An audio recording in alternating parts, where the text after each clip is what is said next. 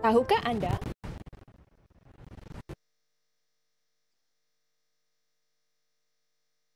Okey. Assalamualaikum warahmatullahi wabarakatuh. Salam sejahtera.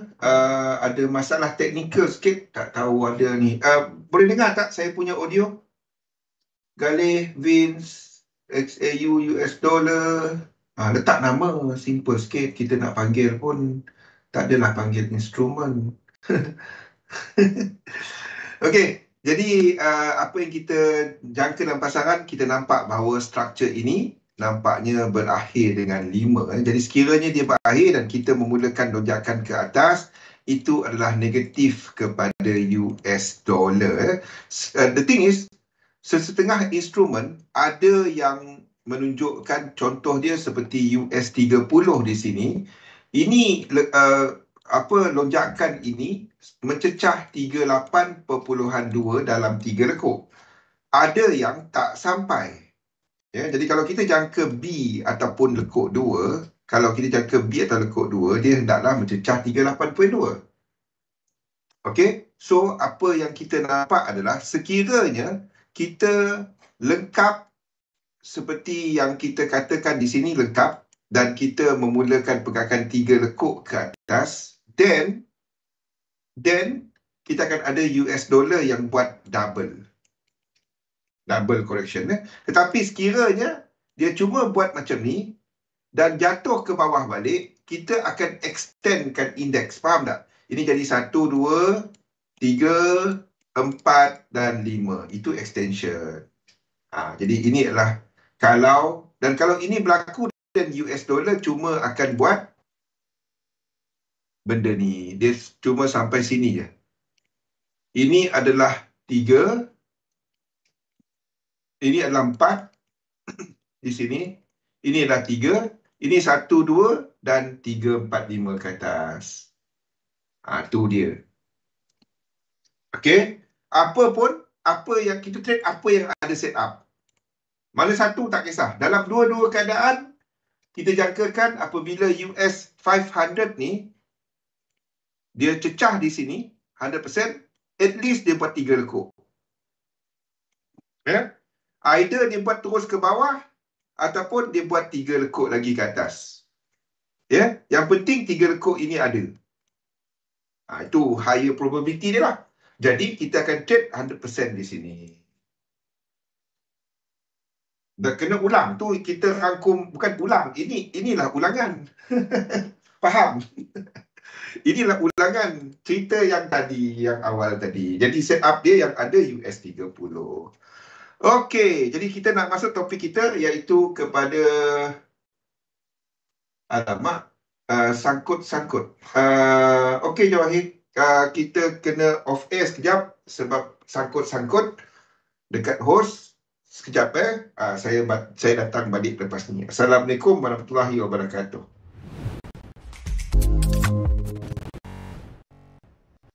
Okey, Assalamualaikum warahmatullahi wabarakatuh. Salam sejahtera. Ada masalah teknikal sikit connection ada problem sikit. Okey, jadi lawyer buruk. Okey, so itu setup yang kita ada lah daripada sudut structure. Kita sudahkan topik pada hari ini. Sebenarnya saya tengok masa kita agak terhad sikit tetapi saya cuba untuk habiskan. Ini adalah rangkuman kepada 4 siri Ada 4 siri yang kesemuanya. Yang pertama adalah general, di mana kita pengenalan kepada pembentukan minda pedagang. Jadi apa yang kita maksudkan dengan pembentukan minda seorang pedagang adalah anda approach benda ni, anda approach trading ni bukan sebagai orang bekerja sebagai trader. Jangan. Tak ada trading power. Tak ada. Don't worry about power. Tak ada orang hebat. Tak ada dia ni bagus. Tak ada dia ni lemah. Tak ada. Ya. Dalam trading, apa yang anda buat adalah apa yang sesuai kepada anda. Tak ada masalahnya. Itu yang saya tak suka panggilan cikgu lah, sifu lah, master lah. Itu tak sihat kepada industri kita. Anda nak orang hormat industri kita, kita hormat industri kita sendiri. Mana nak mula? Dari kita sendiri. Itu yang pertama. Okey? Tak ada trader hebat. Don't worry about trader hebat. Kalau dia bayar withdrawal anda, then anda anggap dia hebat. Itu je. Kalau dia tak bayar withdrawal anda, itu tak hebat. Faham? Itu je. Okey. Jadi, dalam pembentukan minda pedagang, kita fokuskan melihat ini sebagai satu perniagaan online. Anda kena approach ini macam orang berniaga. Masuk, cari lagi. Okey, jadi anda kena lihat sebagai berniaga. Anda kena approach ini dan membentuk minda sebagai seorang yang berniaga. Seorang yang melabur. Bukannya sebagai bekerja sebagai trader. Itu yang pertama. Yang kedua. Yang kedua, apa tu? Yang kedua adalah melihat siapa diri kita, persiapan diri. Persiapan diri kita. Yang pertama adalah daripada sudut objektif yang amat jelas. Bila anda nak berniaga, anda kena ada matlamat yang jelas. Masalahnya, di sinilah timbulnya persoalan mengenai kepercayaan. Selagi anda melihat bidang ini sebagai satu tempat untuk anda nak jadi, saya nak capai kebebasan kewangan menerusi trading. Jangan buat benda tu. Sebab trading adalah benda risiko. Bila anda letakkan duit dalam tempat yang dia punya nature adalah risiko, besar mana pun trading account anda, your security, your equity is at risk. Faham tak? Anda tengok dekat XM page depan dia cakap apa? Dekat mana-mana broker. Ini adalah bidang risiko. Jadi, approach anda tak dapat, saya akan besarkan bila trading account saya besar, barulah saya jaga risiko. Tak ada. Jadi, kenapa kita trade? Lepas ni, kepercayaan. Work on your that one. Sebelum anda cerita pasal objektif, anda lihat kepada modal anda. Dia tak dapat ujung bulan ni baru aku ada $50, aku depo $50. Bulan depan ada $100, aku depo $100. Tak dapat cara tu. Kedai kejap buka, kejap tutup. Itu tak dapat. Penafian. Exactly. Kita depan-depan broker punya tu. Dia kata ini adalah risk punya trading. Risk punya tempat. Itu je. Tapi kita, apa ramai trader sebut? Saya nak besarkan trading account, barulah saya jaga risiko. Apa peliknya? Faham? Depan sekali tu. Mana-mana page broker. Betul? Jadi, kita nak buat apa? Lepas ni, Yang ketiga adalah masa. Masa, bila anda nak tengok, kalau anda tak ada masa, pergi time frame besar. Bukannya nak position trade kena modal besar. Tak ada. Kecilkan lot sizing. Itu je. Di sinilah anda akan merangka kaedah penggunaan position sizing model. Kaedah menggunakan modal per trade. Setiap trade, bila anda start besarkan, bila anda start kecilkan, ia bergantung kepada prestasi sistem yang anda pakai serta objektif anda sendiri. Okey, itu yang kita cerita dalam topik yang pertama. Dalam topik kedua, kita bercakap mengenai kepercayaan, set of belief. Dalam set of belief, what you do is, anda tolong start buat. Kalau anda nak tanya saya, bang, saya nak belajar trade, ingin belajar trade, buat benda ni dulu. Bukannya belajar pasal market dynamic, pasal elliott wave. Tak. Itu kemudian. Yang pertama adalah persiapan diri kita. Dalam apa juga? Dalam apa juga? Ya? Set of belief. Kita ambil contoh ya, the pillar ataupun apa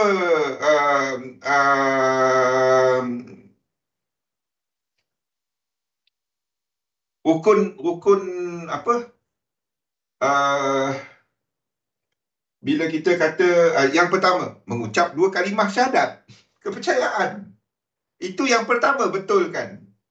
Barulah yang lain-lain, yang ibadat dan lain-lain. Tapi yang pertama adalah kepercayaan. Buat yang ni dulu. Benda yang sama. Ya, buat ni contoh dia. Saya dah letakkan dalam Discord juga. Mana dia dalam ni?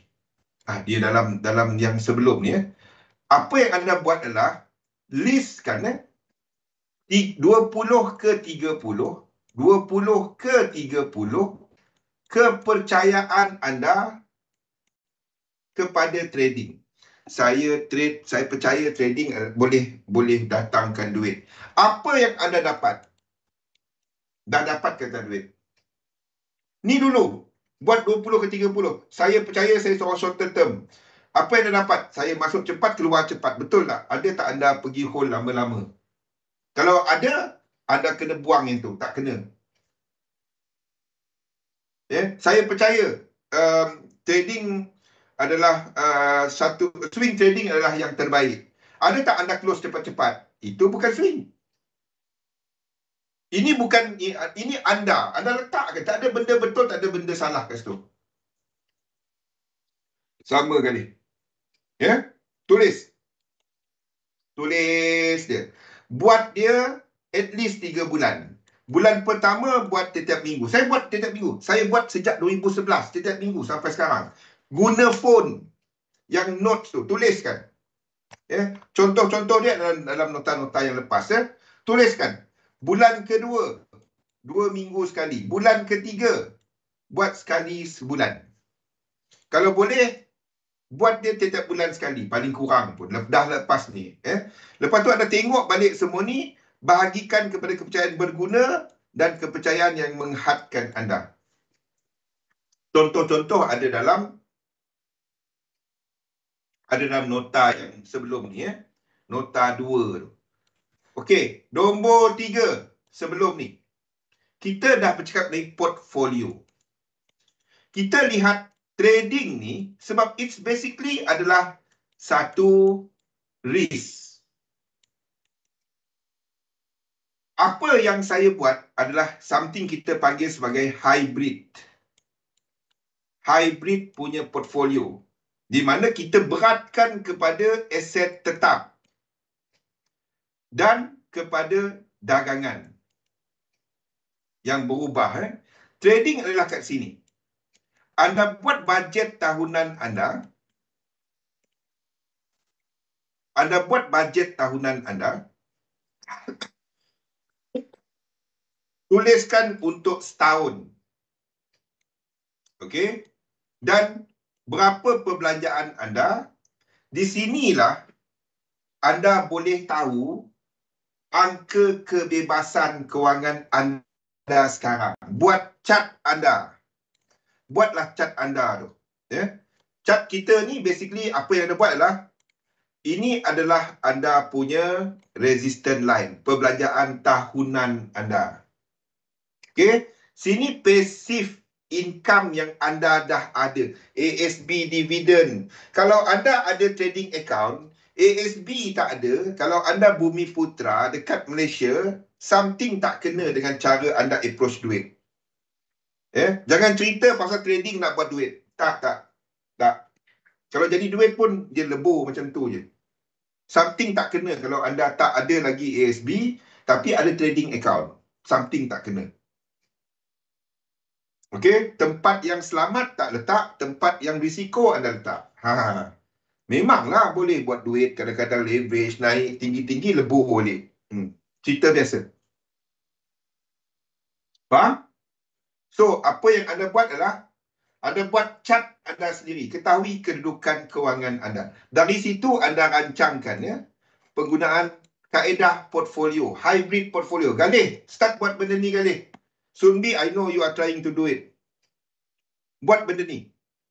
Ya. Saya guna pembahagian 80-20. 80% masuk kepada pembelian aset tetap, 20% kepada nak trade. Ya. Kepada yang nak trade. Berapa pulangan tetap yang anda terima dekat sini, itulah risiko yang nak ambil dekat bahagian trading ni. Ya. Inilah baru cerita anda hedgingkan anda punya risk.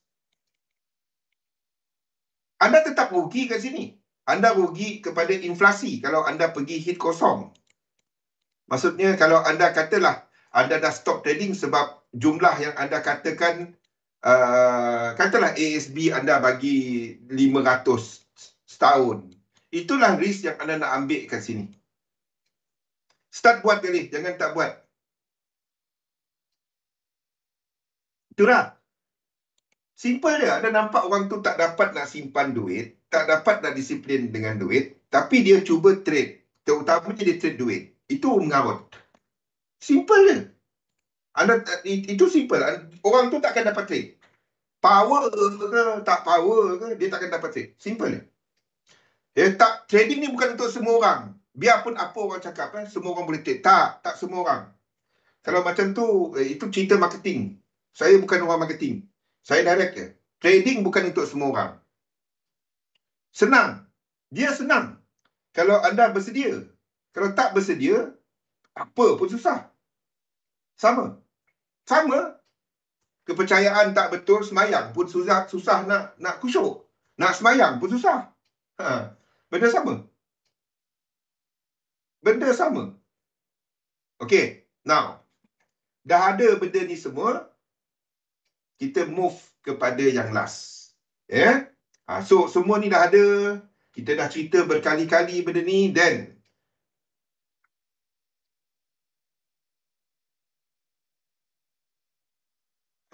isikan form ni. Print out benda ni.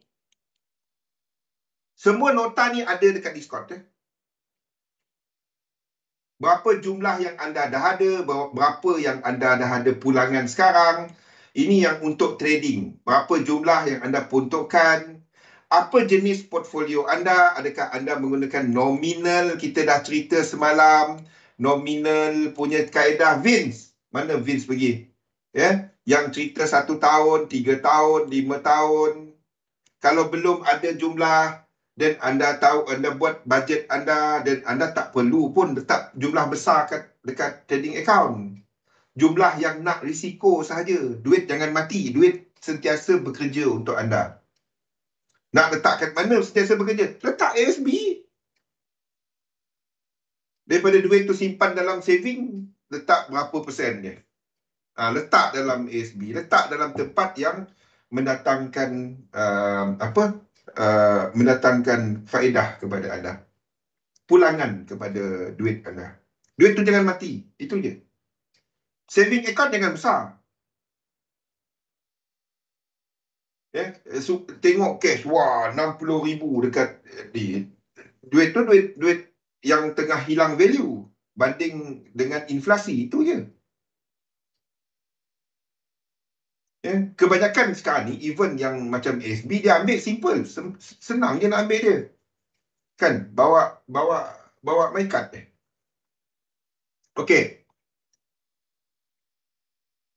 Now, dah ada benda ni semua, then test out at least 3 sistem.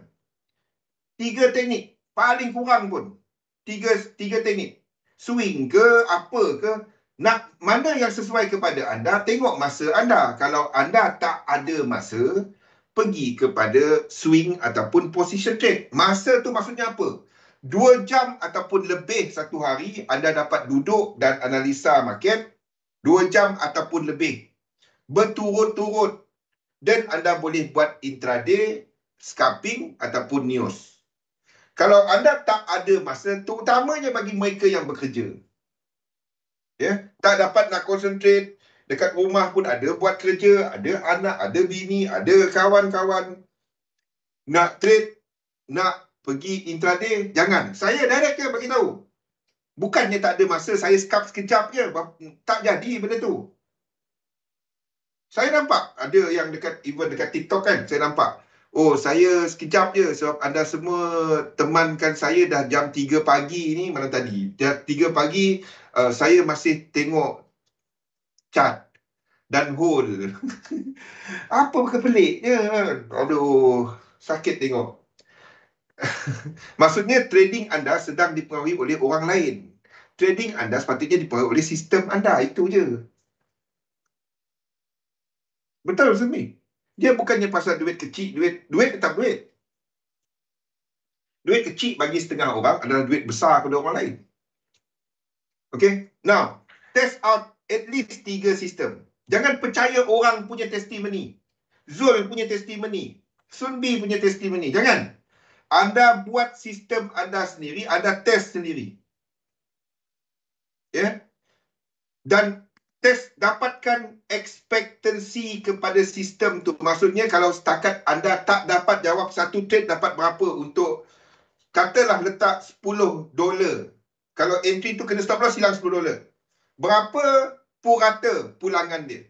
Selagi anda tak dapat jawab soalan tu, selagi tu kita tak akan dapat disiplin pakai teknik kita.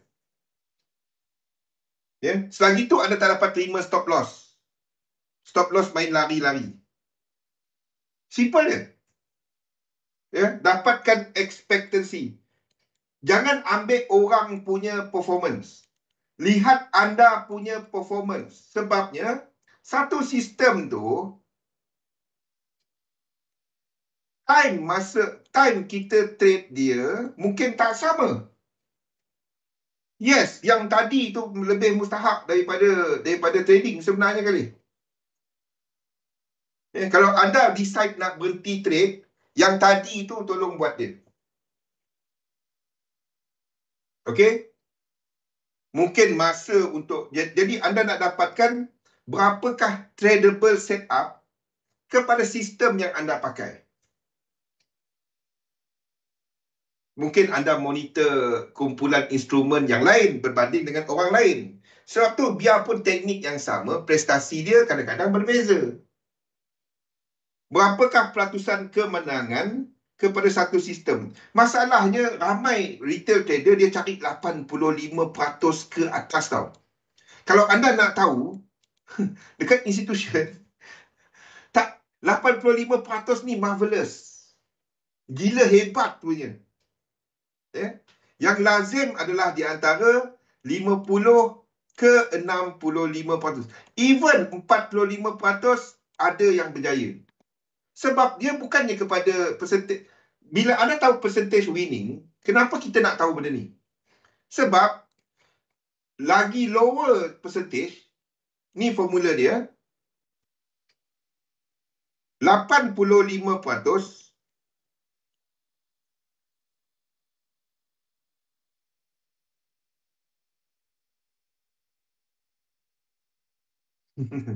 Okey, 85%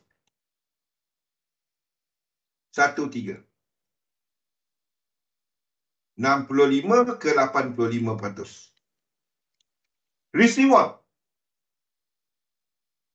Risk reward. Bawah daripada tu dan anda akan besarkan risk reward. 1-4, 1-5 dan seterusnya. Anda mainkan dengan ni. Kalau anda dapati teknik anda banyak kali kena stop loss, banyak losses, anda masih boleh win dengan meningkatkan risk reward.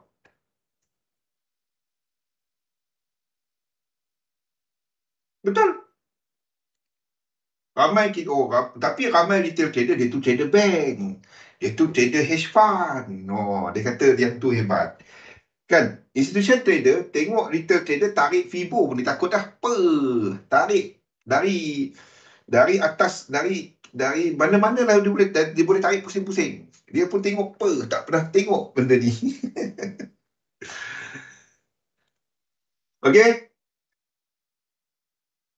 Dan dari situlah kita akan menentukan Kita rekodkan setiap trade kita. Rekodkan daripada sudut risk. Bukan daripada sudut, duit. Rekodkan. Test out sistem anda. Dan di sinilah saya kongsikan kepada anda yang ini. Saya pakai yang ini. Saya pakai yang ini. Print out ini. Print out. Print out Dan saya daripada tu bagi mereka yang bagi mereka yang intraday contohnya. Anda boleh guna bullet method. Bullet method ni adalah satu arm ataupun satu risk. Contoh, per day trade. Per day. Berapakah risk anda per day? Ideal adalah 100. Dia macam ni. Bagi mereka yang buat intraday,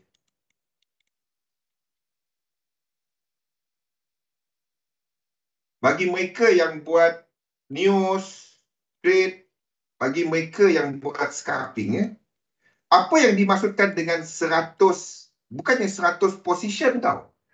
Ini adalah 100 trading day. 100 trading days.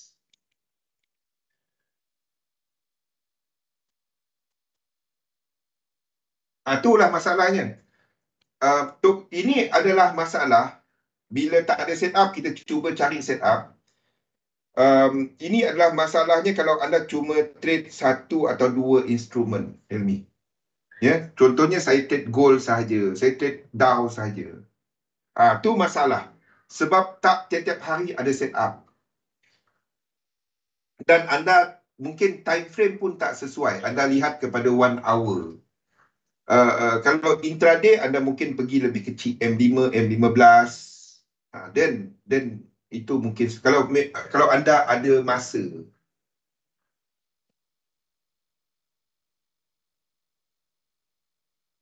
Okey, dan apa yang anda kenapa kita nak test sistem kita yang tradable setup tadi? Anda tahu nature sistem anda. Anda trade ikut dia test kan, ikut dia tengok 100 trading day. 100 trading day. Kalau tanya saya, 1 bulan 20. Ini adalah selama 5 bulan. Masalahnya berapa ramai yang tahan untuk nak buat test selama 5 bulan. Forward test. Tak ramai. Ramai yang dapat teknik pagi tadi, petang dia dah test dah. Power. Dah withdraw dah. Lepas tu kita tahu cerita biasa. Faham? Kalau seorang yang swing ataupun position, a good number will be 30. 30 position. Sebab anda mungkin 1 bulan tu anda cuma ada kalau seorang position trade mungkin 2/5 sahaja. Sama juga 5 bulan lebih kurang. Benda ni anda nak guna seumur hidup tau. Sama-sama. Benda ni anda nak guna seumur hidup. Bukannya anda nak guna dia untuk hari ni, lepas tu test, jadi. Lepas tu, tak. Ini benda yang anda nak guna seumur hidup. Try dulu. Try sekali. Daripada anda dah macam-macam dah buat dalam trading, tak juga kejap naik, kejap turun, cari hala tuju lagi. Try buat apa yang saya cadangkan ni. Try buat. Saya sama seperti anda. Dulu orang cakap apa pun, aku tak peduli. Yang aku tahu kat mana nak buy, kat mana nak sell. Masuk je, start kan. Kita bila untung, tak ingat dunia. Bila rugi, semua benda, semua teknik kita nak masukkan. Time frame pun jadi time frame kecil supaya stop loss jauh sikit.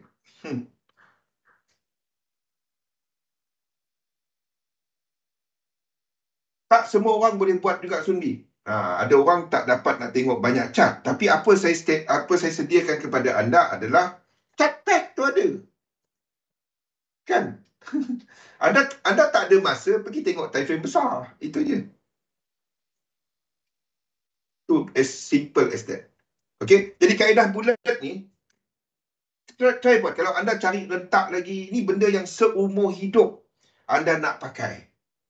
Buat dia untuk ni kalau bulat method, jadi satu hari, satu trading day, ni adalah untuk mereka yang intraday ataupun scalper ataupun news trader. One trading day, teknik anda biasanya ada berapa setup? Ada berapa setup? Ini anda kena tahu. Average. Ada hari ada banyak setup, ada hari tak ada setup. Okey. Kalau sebulan tu satu hari ada 20 hari, berapa banyak average dia? Kalau itu tak dapat jawab, anda tak tahu teknik anda. Itu je. Jadi test dia dulu. Katalah anda ada 5 setup secara purata. Ada hari lebih, ada hari kurang. Tak kisah. Okey. Berapakah risk anda untuk satu trading day? Maksudnya satu hari tu berapa dolar anda nak trade? Katalah anda kata satu hari saya akan letakkan 50 dolar. Itu satu R anda, satu risk anda. Kaedah bulat anda akan bahagikan kepada 5. Kalau itu average sistem anda. Satu entry adalah 0.2 R. Ataupun berapa tadi? Satu entry 10 dolar. 0.2. 0.1. 5, 10, 0.1. 5, 10, berapa tu? 1A 50. 50 bagi 5, 10. Betul lah. Ya, 10. Ini 0.2R. Ya, 10 dolar. Trade. Kalau anda 1, 2, 3, 4 dan 5. Okay. Anda trade, ini kena stop loss. Anda trade, ini kena stop loss. Anda trade, ini untung. Anda tambah position sini. Bukannya anda layer. Anda boleh masuk satu lagi posisi bila ada set up. Ini bukan layer. 0.2 ya, sorry. Ini pula rugi. Ini pula rugi. Position ke-6 ni, instead of trading 10 dolar, anda bahagikan dia kepada 5 dolar, 5 dolar. Kalau ini rugi, jangan trade hari tu. Stop.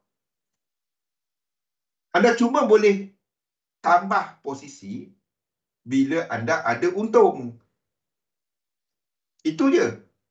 Anda tengah trading cantik. Anda tengah trading tak cantik dan otak start fikir recovery, itu bukan trading, itu emosi.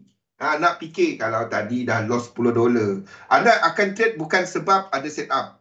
Anda akan trade sebab nak cover 10 dolar. Faham?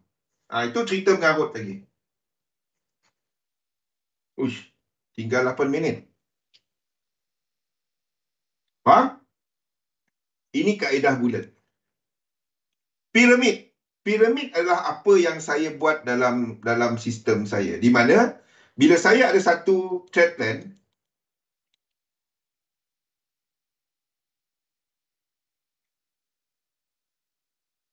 contohnya saya mencari kepada nak long EJ kita, contohnya saya peruntukkan berapa dolar. Katalah kita peruntukkan sebanyak 50 dolar. Ini untuk swing.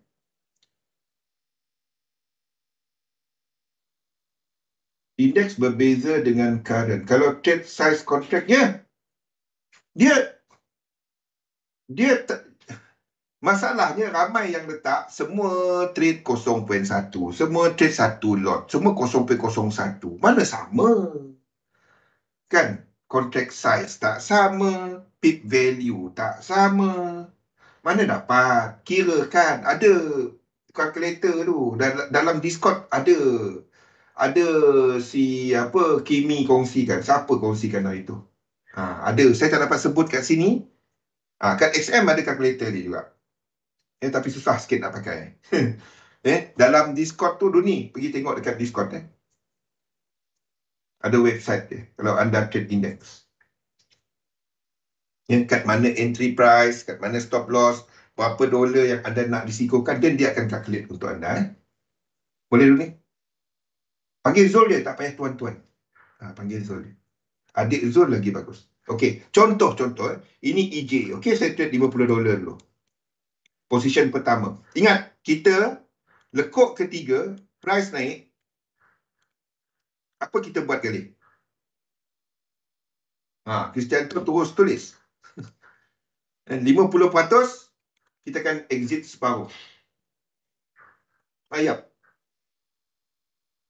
Kita akan exit separuh. 50%. 50% daripada sini. Yang untung daripada 50% ni, anda boleh, kalau ada setup yang kedua, second setup, anda boleh gunakan duit yang anda dah tutup separuh ni. Kalau ada untung, saya gunakan 20% daripada untung sahaja untuk letak. Jadi jadi makin ke atas makin kecil kepada yang ini. Ada setup lagi masuk. Kalau yang second ni dah lock juga, ada untung dia, maksudnya makin tengah trending ya. Itu pyramid system. Ini anti martingale. Yang lazim orang pakai pasal spesifik. Saya ada kongsikan dia punya ni ya. Anda nak buat 20% dengan dengan risiko sebanyak 5%. Okey? Itu pun ada Excel dia yang saya dah kongsikan. Berapa position sizing nak pakai?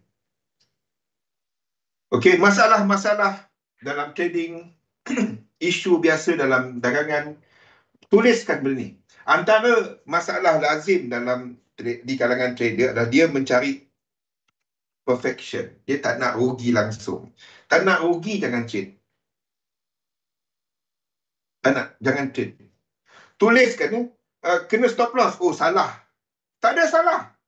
Dalam trading, stop loss, TP, manage, itu semua sistem dia. Ada cuma kesilapan dalam trading bila anda tak ikut sistem anda. Martingale dan hedging, yes. Martingale tu makin ke bawah, makin kita besarkan. Hedging hedging ni ada yang gunakan perkataan dia hedging sebagai untuk lock position. Kita tengah loss, kita lock satu lagi, ataupun anda hedge. Maksudnya dekat EJ anda buy, dekat GJ anda sell, sebab anda rasa ini berkaitan. Bagi saya, jangan buat benda tu.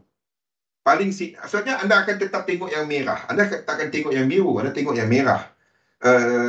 Anda sentiasa kena perhatikan chart. Bagi saya simple. Hedging, gunakan portfolio hedging.